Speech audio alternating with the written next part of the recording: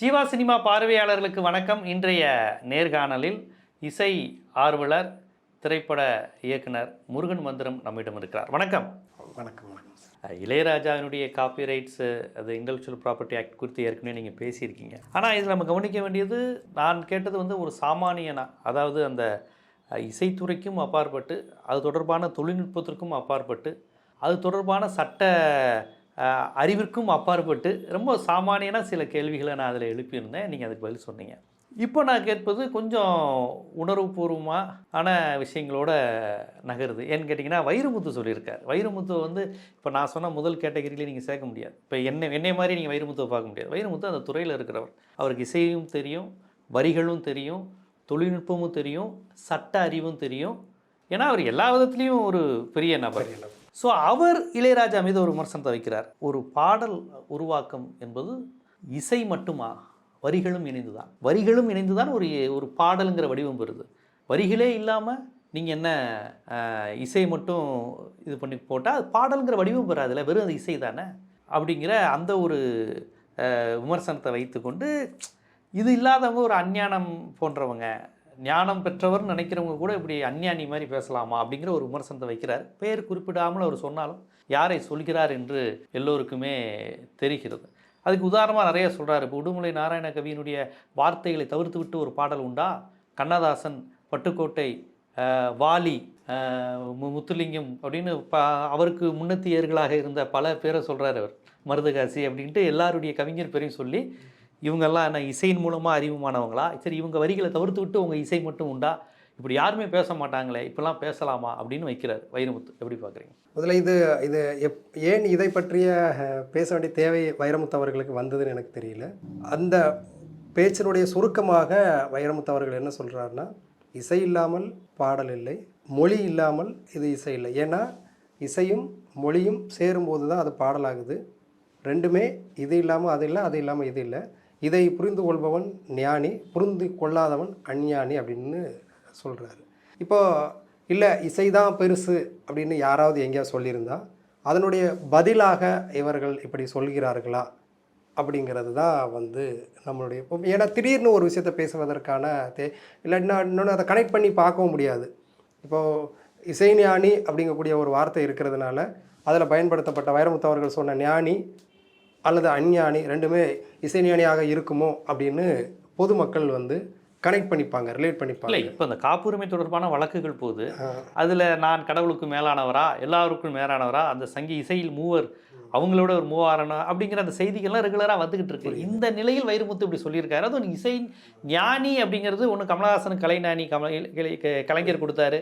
இவருக்கும் அந்த ஆழ்வார்களில் ஒருவர்னு நினைக்கிறேன், அவருடைய பேரை தான் இசை ஞானின்னு கலைஞர் கொடுத்ததா சொல்லுவாங்க. அது நமக்கு குறித்து தெரியல. ஆனால் இசை ஞானினா எல்லாருக்கும் தெரியும், அது இளையராஜா. அப்போ அவர் ஞானி அஞ்ஞானின்னு சொல்கிறாருன்னா இளையராஜாவை தானே சொல்கிறாரு. அங்கேயுமே வைரமுத்து அவர்கள் என்ன சொல்ல வர்றாருன்னா, முதல்ல அந்த ஞானி அஞ்ஞானிங்கிறத எதை ரிலேட் பண்ணி பேசுகிறாருன்னா, இது இல்லாமல் அது இல்லை, அது இல்லாமல் இது இல்லை, இது இல்லாமல் அது இல்லை, அது இல்லாமல் இது இல்லை, ரெண்டும் ஒன்று தான், அதை மறுப்பவன் அஞ்ஞானி அப்படின்னு சொல்கிறாரு. ஆக அவர் அந்த பேச்சினுடைய சாராம்சமாக வைரமுத்து அவர்கள் என்ன சொல்ல ட்ரை பண்ணுகிறாருன்னா, கடைசியில் நீங்கள் புரிந்து கொள்ளும்போது இசையை விட மொழிதான் பெரிது அப்படின்னு சொல்ல முற்படுற மாதிரியே இருக்கும். ஒரு ஃபிலாசபிக்கல் டிபேட்டுக்கு வராரு. ஆமாம், மொழிதான். ஆரம்பத்தில் என்ன சொல்கிறாரு, இது இல்லாமல் அது இல்லை, அது இல்லாமல் இது இல்லைன்னு சொல்கிறாரு. ஆனால் அவருடைய மொத்த நோக்கம் என்னவாக இருக்குன்னா, மொழிதான் பெரிது அப்படின்னு சொல்ல வருவதாக இருக்குது. அதனால தான் நிறைய பாடல்களை குறிப்பிடுகிறார். அவர் எழுதிய சின்ன சின்ன ஆசை பாட்டை கூட அவர் குறிப்பிடுறாரு. யாராவது ஹம்மிங்கில் ஒரு பாட்டை பாட சொல்லுவாங்களா அப்படின்னு கேட்குறாரு. சின்ன சின்ன ஆசையை ஹம்மிங்கில் பாட சொல்லுவாங்களா அப்படின்னு கேட்குறாரு.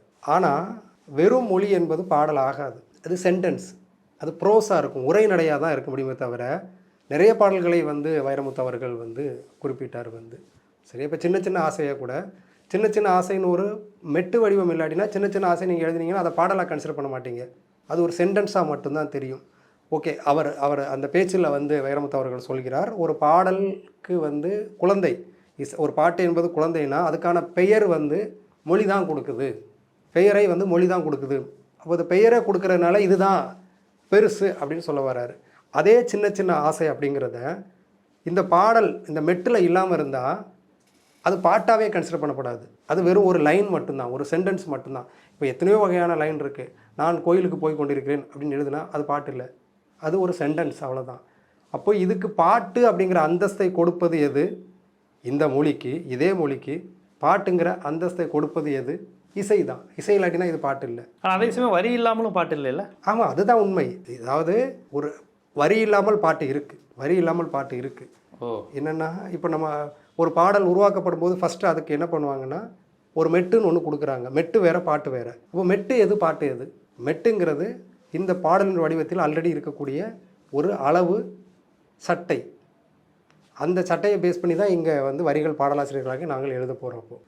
இப்போ நீங்கள் இந்த பாட்டில் பார்த்துருப்பீங்க, தந்தன தத்தன தையன தத்தன தான தன்னன தன்னானா. எம்எஸ்வி அது. ஆமாம். ஸோ இந்த பாடலில் இந்த தந்தன தத்தன தையன தத்தனங்கிறது வந்து மொழியா இசையா அப்படின்னு கேட்டால் இது வார்த்தைகளாக இல்லை, இதுக்கு அர்த்தம் இல்லை. அர்த்தம் இல்லாததுனால இதை நீங்கள் ஒலியாக மட்டும்தான் எடுத்துக்க முடியும். அர்த்தம் வரும்போது, ஒரு ஒலிக்கு அர்த்தம் வரும்போது மட்டும்தான் அது மொழி ஆகும். சிச்சாச்சா போச்சா அப்படின்னு நான் போய் சொன்னேன்னா இதுக்கு அர்த்தம் கிடையாது, அதனால் இது மொழி ஆகாது. அந்த சிச்சாச்சா போச்சாச்சா அப்படின்னா, இப்போ முக்காலா முக்காப்புலா அப்படின்னா அது இன்றைக்கி வேறு அது ஒரு பெரிய டிஸ்கஷன் ஏன் போகுதுன்னா, அதற்கு ஒரு எல்லாரும் ஒப்புக்கொள்ளக்கூடிய ஒரு அர்த்தம் இல்லை என்பதால் முக்காலா முக்காப்புலா என்பது மொழியாக கன்சிடர் பண்ணப்படாது, வெறுமனே சவுண்டிங்ஸாக தான் கன்சிடர் பண்ணப்படும். அப்படி தான் கன்சிடர் பண்ணிக்க முடியும். ஆக மொழி வந்து மொழியுடைய வயது, மொழிகளுடைய வயதுங்கிறது 5000 வருடமோ 7000 வருடமோ தான் ஆச்சு. ஆனால் மனிதர்கள் தோன்றி பல லட்சம் வருடங்கள் ஆகிவிட்டது. சிவிலைசேஷன் ஆகி பல லட்சம் வருஷம். மொழிக்கு முன்பே அவன் ஒலி எழுப்பி வாழ்ந்திருக்கான். ஒலி எழுப்பி வாழ்ந்திருக்காக தன்னன்னா தன்னன்னா தன்னன்னா தன்னன்னா நன்னன்னா நன்னன்னா. இப்போ இதை உங்களால் பாட்டாக கன்சிடர் பண்ண முடியுமா? முடியாதான்? இதை ஒரு மக்களை பொறுத்தவரை பாட்டாக கன்சிடர் பண்ண முடியுமா? முடியாதுன்னா முடியும். இதில் அர்த்தம் இல்லை, அவ்வளோதான். ஆனால் இப்போ பாருங்கள், தானா அப்படின்னு பாருங்க, தானா இந்த ஒலியிலேயே இது சோகமா, இது செலிப்ரேஷனா, இல்லை இது வந்து துக்கமா இன்பமா அப்படிங்கிறது இருக்குது. ஸோ எந்த வரிகள் இல்லாமலுமே கூட நீங்கள் வந்து பின்னணி இசைன்னு ஒன்று இருக்குது. நீங்கள் பின்னணி இசை இல்லாமல் ஒரு பாட்டத்தை பார்த்தீங்கன்னா, ஒரு கதாபாத்திரம் அழுதுட்டு இருக்கு, பின்னணி இசை இல்லாமல் அந்த கதாபாத்திரம் நீங்கள் அழுதுற பார்த்தீங்கன்னா, மௌன படமாக பார்த்தீங்கன்னா, வெறுமனே அவங்க அழுகிற சவுண்டை வச்சு கேட்டிங்கன்னா உங்களுக்கு எந்த விதமான உணர்வும் வராது. இப்போ பின்னணி இசையோடு சேர்த்து கேட்கும்போது நீங்கள் உங்களை மீறி வந்து பார்க்குறவங்க மெல்ட் ஆகுறோம், நான் மெல்ட் ஆகுறேன். அப்போது அந்த ஒலியை சோகத்திற்கான இசையாக நம்ம ஒரு கன்சிடர் பண்ணுற ஒரு ஒலியை, ஒரு ஒலி கோர்வையை, இசை கோர்வையை அந்த ஒரு கதாபாத்திரம் அழுது கொண்டு இருக்கும்போது அதுக்கு பின்னாடி இசைக்கும் போது அந்த வலி வந்து நமக்கு ஈஸியாக கடத்தப்படுகிறது, ஈஸியாக நம்ம அதை உணர்கிறோம். ஆக மொழி இருந்தால்தான் பாடல் இருக்கும் அப்படிங்கிறது இல்லவே இல்லை. இளையராஜா அவர்கள் பால்கி ஒரு இடத்துல சொல்லியிருப்பார், இளையராஜா அவர்களுடைய பின்னணி இசையில் இருக்கக்கூடிய ஒவ்வொரு பிட்ஸ் அண்ட் பீசஸையும் எடுத்து நீங்கள் தனித்தனி பாட்டு பண்ணலாம். ஏன்னா ஒவ்வொரு பீஸுமே வந்து பார்த்திங்கன்னா இசை கோர்வையின்படி தான் பண்ணப்படுகிறது, பாட்டு மட்டும் பண்ணப்படலை. இப்போ நீங்கள் தந்தந்தா தா தா தா தா தந்தந்தா தா தா தா அப்படின்னு ஒன்று போட்டாங்கன்னா இந்த பின்னணி இசைக்கு எல்லாமே என்ன பொறுத்தவரை ஒழுங்கான கரெக்டாக புரிஞ்சுக்கணும்னா பின்னணி இசையாக இருக்கக்கூடிய எல்லாமே பாட்டு தான். ஏன்னா அது ஒரு தாளக்கட்டில் தான் இருக்காது, அதுக்கு மொழி இல்லை, அவ்வளோதானே அதில் அது இப்போ நீங்கள் அதை பாட்டு இப்போது நீங்கள் இன்ஸ்டாலையோ அல்லது சோசியல் மீடியாவில் பார்த்தீங்கன்னா பின்னணி இசை வந்து அவ்வளோ மௌன ராகமாக இருக்கட்டும், இல்லாட்டினா வந்து புன்னகை மன்னனாக இருக்கட்டும், எத்தனையோ படங்களுடைய இசையை வந்து அந்த இசையை மட்டும் பர்டிகுலராக எடுத்து அதை வந்து ரசிக்கிறாங்க. இன்றைக்கி இருக்கிற ஜென்ரேஷன் ரசிக்கிறாங்க, 15 வயதுக்கு மேற்பட்டவர்கள் வந்து ரசிக்கிறாங்க, 25 வயசுக்குள்ள அப்படி ரசிக்கிறாங்க. அதுலேயே ஒரு தாளர், எல்லா பின்னணி இசையுமே ஒரு பாடலுடைய வடிவத்தில் தான் இருக்கிறது. அந்த பாடல் மொழி தேவைப்படாமலே உங்களுக்குள்ள அந்த உணர்வை ஊட்டுகிறது, காதலோ செலிப்ரேஷனோ கொண்டாட்டமோ அது உங்களுக்கு ஊட்டுகிறது. நம்ம என்ன வச்சுருக்கோன்னா, இந்த ஒலி வடிவத்தின் மேல் இதன் மேல் வந்து வார்த்தைகளை அதற்கு பொருத்தமான அளவில் உட்கார வைக்கும்போது அதை நம்ம பாட்டுன்னு கன்சிடர் பண்ணிக்கிறோம், அதை நம்ம பாட்டுன்னு கன்சிடர் பண்ணப்படல. ஆனால் இந்த பாட்டு செய்கிற அதே வேலையை இந்த வார்த்தைகள் இல்லாத அதே தாளக்கோர்வை செய்யும். இன்ஸ்ட்ருமெண்ட்னு ஒன்று இருக்குல்ல, இன்ஸ்ட்ருமெண்டல் ஒன்று கேட்குறோம், பெரிய பெரிய ஸ்டார். நீங்கள் சொல்கிறது வந்து ஒரு ரொம்ப உணர்வுறுதியாகவே புரிந்து கொள்ள முடிகிறது. இன்ச்சா சச்சா மின்மினியை கண்மினியை கொண்டவளை உன் அன்னை, அது பழைய பாட்டிலேருந்து இப்போ ராக்கமா கைத்தட்டு வரையும் கூட நம்ம நிறைய அதுக்கு உதாரணங்களை சொல்லலாம். ஆனால் இப்போது உருவாகி இருக்கக்கூடிய விஷயம் வந்து Vairamuthu plus Ilaiyaraaja, Vairamuthu plus AR Rahman, AR Rahman plus Vaali. So ஒரு கவிஞரும் இசை அமைப்பாளரும் இணைந்து ஒரு படைப்பை தந்துட்டாங்க. இவர் இல்லாமலே இவர் தர முடியும் அப்படிங்கிறது இன்னொரு வாதம். இப்போ வைரமுத்து வந்து நான் இல்லாமலே அவர் தந்திருக்க முடியாதுங்கிறது வேறு விஷயம். ஆனால் இணைந்து தந்திருக்கிறாங்க. இசையமைப்பாளர்.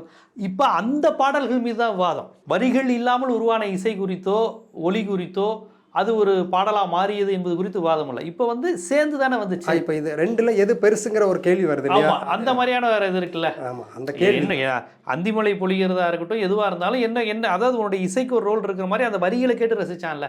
வானம் எனக்கு ஒரு போதி மரம் அப்படிங்கிற அந்த வரிகளுக்கு அன்னைக்கு எத்தனை பேர் அந்த வரிகளை கேட்டு தன்னம்பிக்கை பெற்றிருப்பான். ஒரு வேலை இல்லாத இளைஞனுக்கான ஒரு இது. அப்போ அந்த வரிக்கு ஒரு இது உண்டு. சாதி மத பேதமெல்லாம் முன்னவங்க செஞ்ச மோசம் அப்படிங்கிற அந்த வரியை கொண்டு சேர்த்தது இளையராஜா. அந்த வரிகளுக்கு உரிமையாளர் நான். அப்படி ஒரு சிச்சுவேஷனை உருவாக்குனது இயக்குனர். இப்படி ஒரு கூட்டு உழைப்பு இருப்பதை நீங்கள் மறுத்து விட்டு என் இசை மட்டும்தான் அப்படி என்று பேசும்போது இது ஞானி பேசுகிற பேச்சா அஞ்ஞான பேச்சாங்கிற வாதம். அங்கே அந்த வழக்காடு மன்றத்தில் நீதிமன்றத்தில் என்ன நடந்தது அப்படின்னா, அதாவது இசைஞானியுடைய எதிர்த்தரப்பு வந்து என்ன கேட்குறாங்க, இளையராஜா எல்லாருக்கும் மேலானவராக தன்னை நினைத்து கொள்கிறார் அப்படின்னு இளையராஜாவுக்கு எதிர்த்தரப்பு எக்கோவும் அகி மியூசிக் தரப்பும் வழக்காடக்கூடிய வாதாடக்கூடிய வக்கீல் வந்து சொல்கிறாங்க. அதற்கு இளையராஜா தரப்பு ஆமாம் அப்படின்னு பதில் சொல்கிறதாக செய்திகளை சொல்கிறாங்க. ஆமாம், நியூஸ் பேப்பர் வந்துருச்சு. ஸோ அப்படி சொல்கிறாங்க. இப்போ ஹியரிங்கில் வந்தது. இப்போ வந்து இந்த வழக்குக்கும் இந்த உரையாடலுக்கும் எந்த சம்மந்தமும் இல்லை. இளையராஜா மேலானவர் இளையராஜா நான் எல்லாத்துக்கும் என்னோட இசை தான் மேலானது, ஒரு பாட்டினுடைய உழைப்பில் என்னோட இசை தான் மேலானதுன்னு சொன்னால் நீதிமன்றம் அவருக்கு அந்த ரைட்ஸை கொடுத்துருமா? கொடுக்க முடியாது. இளையராஜா மேலானவர்னு அவர் சொன்னதை நீதிமன்றம் ஏற்றுக்கொண்டாலும் கூட அவருக்கு அவருக்கு சாதகமாக வழக்கில் தீர்ப்பு சொல்ல முடியாது. அதே மாதிரி நீதிமன்றம் இளையராஜா எல்லாத்துக்கும் மேலானவர் இல்லைன்னு நீதிமன்றம் ஏற்றுக்கொள்ளவில்லை என்றாலும் இளையராஜாவுக்கு எதிராக தீர்ப்பு சொல்ல முடியாது. ஏன்னா அந்த தீர்ப்பை அந்த வழக்கினுடைய யாருக்கு வந்து சாதகமாக தீர்ப்பு சொல்ல வேண்டும் வர வேண்டும் என்பதை தீர்மானிப்பது சட்டமும் சட்டத்திற்கு தேவைப்படுகிற சாட்சிகளும் ஆவணங்களுமானே தவிர இந்த மேலானவர் கீழானவர் இல்லை. இவங்க ரெண்டு பேருக்கும் இந்த ஆர்குமெண்ட் அந்த வழக்குக்கு தேவையற்றது. இது ஒரு நகைச்சுவையானது என்னை பொறுத்தவரை. அதை போலவே இவங்க ரெண்டு பேரை தாண்டி நீதிபதியாக இருக்கக்கூடியவர்களும் என்ன பண்ணியிருக்கணும், ஓகேப்பா நீங்கள் சொல்ல வரீங்க, அவர் மேலானவர் நினைக்கிறார்ல, அவர் நினைக்கிறனால இப்போ என்ன அவர் பாட நினச்சி போகிறாரு. நான் அசைந்தால் அசையும் அகிலம் எல்லாமேன்னு திருவிளையாடல் படத்தில் ஒருத்தர் சொல்கிறார் வந்து, எனக்கு கீழே தான் நீ சொல்கிறார் வந்து. அவர் நினச்சிட்டு போகிறதுனால உனக்கு என்ன பிரச்சனை வந்துச்சுன்னு தான் பேசணும். அது கடவுள் படம், கடவுளை பற்றி எழுதிய வரி. இல்லை இசைஞானி இளையராஜா தன்னை மேலானவராக நினைப்பதால் இந்த வழக்கில் அது நான் தான் மேலானவன் எனக்கு உரிமை கொடுன்னு கேட்குறாரா? எனக்கே அந்த உரிமை கொடுன்னு கேட்குறாரா? சட்டம் அப்படி ஓகே, அவர் அப்படி கேட்டால் கூட சட்டம் அனுமதி. இசையில் மூவர் அந்த அவங்க இல்லை அதுதான் முத்துசாமி தீட்சிதர், அப்புறம் வந்து சியாமா சாஸ்திரிகள் சொல்லிட்டு மூவரை வந்து இசையினுடைய முன்னவர்களாக இவங்களை வந்து மூத்தவர்களாக வந்து ஒரு சமூகம் வைத்திருக்கிறது, பண்பாட்டு அடிப்படையில் வைத்திருக்கு. சட்டம் வைக்கலை, சட்டம் எங்கேயும் அப்படி வைக்கலை. ரகுமான் பெரியவர், இளையராஜா பெரியவர், இசை மும்மூர்த்திகள் பெரியவர்கள்னு சொல்லலை. இப்போ நீதிபதி அவர்கள் என்ன சொல்கிறாரு, மும்மூர்த்திகள் இடவர் பெரியவரான்னு சொல்கிறாரு. நான் என்ன கேட்குறேன், அதாவது இசைஞானி அவர்கள் இசை மும்மூர்த்திகளோட பெரியவர் என்றால் அவர் கேட்கும் உரிமை அவர்கள் கொடுத்து விடுங்கன்னு சட்டம் சொல்லுதா? அப்படி சட்டம் போகாது. அப்போ எதுக்கு வந்து இப்போ சட்டத்திற்கு தொடர்பு இல்லாத ஒரு விஷயத்தை நீங்கள் எதுக்கு அங்கே பேசணும்? ஏதாவது அதுக்கு சட்டத்தோடு தொடர்புடையதா, அதுக்கு ஃபேவர் பண்ணக்கூடியதா, கொஞ்சமாவது ஒரு 0.1% அதோடு தொடர்புடையதாக இருக்கணும். ஓகே, இளையராஜா இல்லை ஒரு பாடலுக்கான ஒரு படத்துக்கு நான் மியூசிக் பண்ணால் அது எல்லாத்த விட என்னோட உழைப்பு தான் ஜாஸ்தியாக இருக்குது, எனக்கு கொடுத்துருங்கன்னு கேட்டால் சட்டம் என்ன சொல்லணும்? அப்படிலாம் கொடுக்க முடியாது. இப்படி சொல்கிறதுனால எப்படி கொடுக்க முடியும்? சட்டம் இசையமைப்பாளருக்கு என்ன இடம் இருக்கோ அல்லது ஆடியோ ஓனருக்கு என்ன இருக்கோ அதை கொடுக்க சொல்லி உனக்கு சொல்லுது. நீ இசையமைப்பாளருங்கிற கேட்டகரியில் வரையா, இந்த இதை வச்சுக்கோ. இல்லை நீ வந்து ஆடியோ ஓனருங்கிற கேட்டகரியில் வரைய இதை வச்சுக்கோ. நீ மேலானவருங்க பிரச்சனையே இல்லை. நீ மேலானவருங்கிற நீ யாராக வேணா இருந்துட்டு போ, உனக்கு இந்த சட்டம் இதை தருது, அவ்வளோதான் விஷயம் வந்து. வேறு ஒன்றுமே சொல்ல வரல. நீ யாராக வேணா இருந்துட்டு போ, சட்டம் இதை அனுமதிக்கும் உனக்கு. அதனால் இந்த டிஸ்கஷனுக்கு அதுக்கு சம்மந்தம். அதே அடிப்படையில் அவங்களும் என்ன பண்ணியிருக்காங்கன்னா தேவையில்லாமல் ஏதோ ஒன்று பேசியிருக்காங்க. அது திருப்பி வைரமுத்து அவர்கள்ட்ட வந்து அந்த மாதிரி பேசிகிட்டு இருக்காங்க. ஆனால் ஒரு பாடலை பொறுத்தவரை மொழி வேற இசை வேறன்னு பிரிச்சுக்க வேண்டிய அவசியம் இல்லை. ரெண்டுமே ஈக்குவலாக தான் வந்து ட்ராவல் ஆக முடியும். இது இருந்தால் ஆனால் என்னென்னா ஒரு சென்டென்ஸுக்கும் பொதுவாக நம்ம புரிஞ்சுக்க வேண்டியது நார்மலான ஒரு சென்டென்ஸுக்கும் தாளத்தோடு வரக்கூடிய அது வித்தியாசம் இருக்குது. அந்த வித்தியாசத்தை நம்ம புரிஞ்சுக்கணும். ஆக எப்படி பார்த்தாலும் ஒரு மொழி வந்து இசை இல்லாமல் பாடலாக முடியும். ஏன்னா நம்முடைய நாட்டுப்புற பாடல்களில் எங்கேயுமே வந்து இசை இல்லை. நம்முடைய எவ்வளோ நாட்டுப்புற பாடல்கள் இருக்கு, அதில் வரி தான் செலுத்தியிருக்கு. அதில் வந்து இசை எப்படி ஊரா தோட்டத்தில் ஒருத்தன் போட்டா வெள்ளிருக்கா, அதில் யார் மியூசிக் போட்டா இன்னொன்று அதில் வந்து கவனிக்கிறேன். நம்ம வரிகள் இசை அப்படிங்கிறத தாண்டி அந்த இடத்துல அந்த பாடலுக்கு சொந்தமானவங்க பின்னணி பாடகராகவும் மாறுறாங்க. ஊரா ஊரா தோட்டத்தில் ஒருத்தன் ஆமா, போட்டானா ஆமா. அப்படிங்கிறப்ப அவங்க வந்து ஒரு மனவாவும் எஸ்பிபியாவும் மாறுறாங்க. அப்போ அந்த இடத்துல மியூசிக் யாரும் டும் டும் போடல. அதுக்கு அது இங்கே வந்து அந்த ஆர்கஸ்ட்ரேஷன் அப்படிங்கக்கூடிய பெர்கஷன்ஸ் அப்படிங்கக்கூடிய இசை வந்து தனியாக இன்ஸ்ட்ருமெண்டல் இசை இல்லையே தவிர, ஆனால் அந்த பாட்டு வந்து ஒரு தாளத்தோடு தானா தானா தானனா தானா நானா தானனாக இது இசை. ம் ம் இது வந்து இசை. இந்த இப்போ ஊரா ஊரா தோட்டத்தில் ஒருத்தன் போட்டு ஊரான் தோட்டத்தில் ஒருத்தன் போட்டால் வெளியேன்னு சொல்லிட்டு போனால் அது வாசிப்பு, அது உரைநடை. ஆனால் அதை தானா தானா தானனா இது இசை. இது இசை இன்ஸ்ட்ருமெண்ட்ஸாக இல்லாட்டினா கூட இது இசை அப்படின்னு வந்து நம்ம புரிஞ்சுக்கணும். நம்ம இப்படி தான் இதை எடுத்துக்கணும். இந்த சண்டை வந்து நீங்கள் முன்னாடியே கேட்ட மாதிரி வந்து 2 பெரும் ஆளுமைகளுக்குள் தேவையற்றது. ஆனால் மனிதனுடைய பிறப்பின் அடிப்படையில் எல்லா மனிதர்களும் தன்னுடைய சொந்த விருப்ப வெறுப்புகளுக்கு அடிமைகள் ஆகக்கூடியவர்கள் தான். மனிதரில் எவரும் வந்து தன்னுடைய சொந்த விருப்ப வெறுப்புகள் தமிழ் சமூகத்தின் ஒரு மிகப்பெரிய ஆளுமைகள் பாயராஜா, இளையராஜா, வைரமுத்து 3 பேருமே வந்து ஒரு தமிழர்கள் என்று பெருமைப்பட தமிழ் சமூகம் நினைக்கின்ற ஒரு மிகப்பெரிய ஆளுமைகள். அப்படி இருக்கும்போது இவர்கள் 3 பேராலையும் சேர்ந்து ஒரு 6 ஆண்டுகள் கூட பணிபுரிய முடியலை. இப்போ நம்ம தமிழ்னு பெருமையாக சொல்கிறோம். 3 தமிழனும் சேர்ந்து 80 வந்தாங்க. 86க்குள்ளே அவங்களுக்குள்ள ஈகோ வந்துருச்சு, சண்டை வந்துருச்சு. 3 பேருக்குள்ளேயே சண்டை, 3 பேரும் தனித்தனியாக சண்டை. இப்படியான ஒரு சூழல் போயிருச்சு. அதான் மனிதர்கள் முரண்கள் தங்களுடைய சொந்த வெறுப்புகளுக்கு. இது வைரமுத்துக்கு இழப்பா இளையராஜா இழப்புக்காங்கிறத விட நம்ம தமிழ் சமூகத்துக்கு இல்லை, அவங்க 2 பேருக்கும் இழப்பு இல்லை. ஏன்னா அவர் போதுமான அளவுக்கு இவர் யூஸ் பண்ணிட்டாரு, அவரை போதுமான அளவுக்கு இவர் யூஸ் பண்ணிட்டாரு. இவங்க சேர்ந்து என்ன கூடுதலாக கொஞ்ச நாள் இருந்திருந்தா இவங்க 2 பேருடைய அந்த காம்பினேஷனில் வந்து இன்னும் கொஞ்சம் பாடல்கள் கிடைச்சிருக்குமே தவிர. இன்று வரை முதல் மரியாதையை பற்றி பேசி கொண்டு இருக்கிறோம். பாயராஜானாலும் முதல் மரியாதை தான், இளையராஜானாலும் முதல் மரியாதை தான், வைரமுத்துனாலும் முதல் மரியாதை தான். அப்படி பார்த்தா அந்த இருவருக்குள்ள முரணால் வந்து இழப்பு நமக்கு தான். ஆமாம், அதுதான் தமிழ் சமூகத்துக்கு தான், பொது சமூகத்துக்கு தான் வந்து இழப்பு. அதனால அவர்கள் தங்களுடைய சொந்த விருப்புகள் எல்லா பெரிய மனிதர்கள் எவ்வளோ பெரிய ஆளுமையாக இருந்தாலும் எவ்வளோ பெரிய ஜீனியஸாக இருந்தாலும் அவர்களுக்குள்ளும் வெறுப்பு இருக்கும். அந்த வெறுப்பில் இருந்து நான் செயல்படுகிறேன் என்பதை நான் உணர்ந்து கொள்ளவில்லை என்றால் நான் பொதுவெளியில் என்னுடைய ஆளுமை கேள்வி கேட்கப்படுவதாக மாறும். அதிலிருந்து எவரும் தப்பிக்க முடியும். ஏன்னா ஒரு சில பல ஆண்டுகளுக்கு முன்னாடி பாடலாசிரியர் என்றாலே அது கண்ணதாசன் வைரமுத்தை வச்சுக்கிட்டே அவர் ஏதோ ஒரு சொல்லி அது ஒரு ஈகோவாச்சு. அவர் இசையமைப்பாளர் என்றாலே MS விஸ்வநாதன் அவர் சொன்னது. இப்போ ஏதோ ஒரு விதத்தில் அது ஒரு நடந்துக்கிட்டே அப்படி போயிட்டே இருக்கு வந்து. ஆமாம், இந்த நான் உன்னை தாக்குறேன், நீ என்ன தாக்கு, நேரடியாக தாக்குறத மறைமுகமாக வந்து அந்த மாதிரியான விஷயங்கள் போய்கிட்டு இருக்கு. ஏன்னா அந்த காப்பிரைட் இஷ்யூங்கிறது தொடர்ச்சியாக போகுது. ஒரு முறை மேடையில் ரஜினியே கேட்டார், சாமி உங்களுக்கு அந்த காசெல்லாம் வந்துருச்சுல அப்படின்னாரு. ஒரு விழாவில், இளையராஜா விழாவில் சுகாசினி இருக்கிறாங்க, ரஜினி வச்சுட்டு கேட்கும்போது ஏதோ கேட்டிங்களே சாமி அந்த காசெல்லாம் உங்களுக்கு வந்துருச்சா அப்படின்னாரு. அது மாதிரி இது ஒரு பெரிய ஒரு விவாத பொருளாக இருக்கிறது. எப்படி பார்த்தாலும் அவங்க 2 பேரை வச்சு ஒரு பக்கம் அவங்க 2 பேர் இணைந்த பாடல்களால் நம்மளை என்டர்டெயின் பண்ண வைத்தார்கள்னா, இன்னொரு பக்கம் இந்த மாதிரியான கான்ட்ராஸ்ட் மூலமாகவும் நம்மளை பரபரப்பாக பரபரப்பாகவே வச்சுக்கிட்டாங்க. பார்ப்போம். பணம், வசதி, செல்வாக்கு, புகழ் இதையெல்லாம் தாண்டி சமூகத்துக்கு நாம் என்ன செஞ்சுக்கிட்டு இருக்கோம், என்ன கான்ட்ரிபியூட் பண்ணுறவங்க ரொம்ப முக்கியம். அந்த விதத்தில் ரொம்ப முக்கியமான பங்களிப்புகளை இவங்க செஞ்சுட்டாங்க. இளையராஜாவும் சரி, வைரமுத்துவும் செஞ்சுருக்காங்க. தொடர்ந்து அவங்க செய்யணும். 2 பேரும் இணைந்து செய்தால் இன்னும் நல்லது. ஆனால் இந்த மாதிரியான மோதல்கள் வருவது தேவையற்றதாக தான் ரசிகர்கள் பார்க்குறாங்க, தவிர்க்கணும்னு. இன்னொரு பக்கம் பார்த்தீங்கன்னா இவங்க 2 பேரும் இப்படி இருந்தால் கூட இன்னொரு பக்கம் நண்பர் மதன் கார்கி அவர்களும் யுவன் சங்கர் ராஜா அவர்களும் ஆமாம், அவங்க அடுத்த தலைமுறை வேற மாதிரி இருக்காங்க. இப்போ வழக்கமாக அவங்களுடைய முன்னோர்களுடைய சண்டையை வந்து இவர்கள் பெரிதுபடுத்த அதை தாண்டி வந்துட்டாங்கிறது ரொம்ப ஆரோக்கியமான விஷயம். இப்போ வந்து லேட்டஸ்ட்டாக வந்த கூட விசில் போர்டு பாடல் கூட இவங்க 2 பேருடைய காம்பினேஷனில் தான் வந்திருக்கு. யுவன் சங்கர் ராஜா, அதுக்கு பின்னாடி வெங்கட் பிரபு இருக்கார். ஸோ இயக்குனராக வெங்கட் பிரபு இருக்கார். அதனால் அந்த பெரியவர்களிடம் இருக்கிற அந்த குறையை தூக்கி போட்டுட்டு இந்த இளைய தலைமுறை இவ்வளோ ஆரோக்கியமாக இருக்காங்கன்னு சந்தோஷமாக நினைக்க வேண்டியது. கண்டிப்பாக அவர்களுடைய அந்த மரபு தொடர்ந்து தமிழ் சமூகத்துக்கு பயன்படணும். அது இளையராஜாவினுடைய தொடர்ச்சியாகவும் வைரமுத்து அவர்களுடைய தொடர்ச்சியாக தமிழ் சமூகத்துக்கு பயன்படணும் அப்படிங்கிறது தான் ஒரு தமிழனா மட்டும் இல்லை, ஒரு ரசிகராக நம்ம எல்லாரும் எதிர்பார்க்கக்கூடிய ஒரு விஷயம். ரொம்ப ஒரு முக்கியமான செய்திகளை, அனுபவங்களை நம்ம தமிழர்களுக்கு இந்த இருபெரும் ஆளுமைகள் கொடுத்து நீங்கள் கடத்துனீங்க. மிக்க நன்றி. நன்றி.